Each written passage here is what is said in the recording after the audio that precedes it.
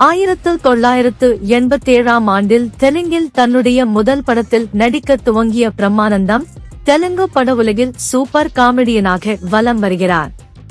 தனது தனித்துவமான body language மற்றும் டைமிங் காமெடி மூலம் தமிழ், தெலுங்கு, கன்னட மொழி ரசிகர்களை கவர்ந்து 1000க்கும் மேற்பட்ட படங்களில் நடித்து முடித்துள்ளார்.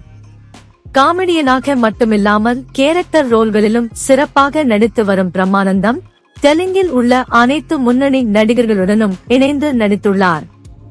இன்றைய தலைமுறை முன்னணி நடிகர்கள் மற்றும் இயக்குநர்களும் இவரது கால் ஷீட்டிற்காக காத்திருக்கும் சம்பவங்கள் இன்றும் நடக்கிறது தெலுங்கு சினிமாவில். தற்போது 67 வயதாகும் பிரம்மானந்தம் இந்திய அளவில் பணக்கார நடிகராக உள்ளார்.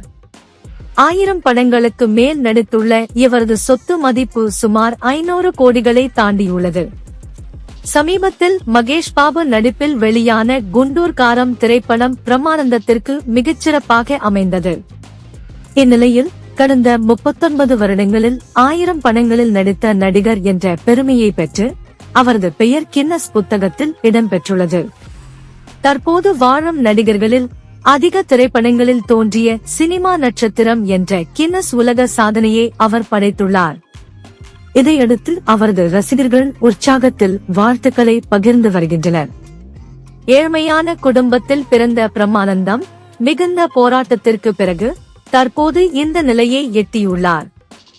நடிக்க வந்த காலத்தில் சில படங்களில் மட்டுமே நடித்த இவருக்கு நடிகர் சிரஞ்சீவி மூலமாகவே அதிகமான பட வாய்ப்புகள் கிடைத்ததாக பேட்டியொன்றில் கூறியுள்ளார் பிரம்மானந்தம்.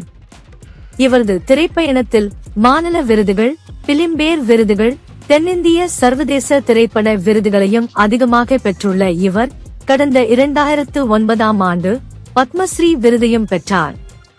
மேலும் இந்த வயதிலும் தொடர்ந்து நடித்து மிகப்பெரிய விருதான கின்னஸில் சாதனை படைத்துள்ளார் பிரம்மானந்தம். இவரின் இந்த வெற்றி கதை அனைத்து தரப்பினருக்கும் உத்வேகம் அளிப்பதாகவும் அவரது ரசிகர்கள் உற்சாகத்துடன் அவருக்கு வாழ்த்துக்களை தெரிவித்து வருகின்றனர்.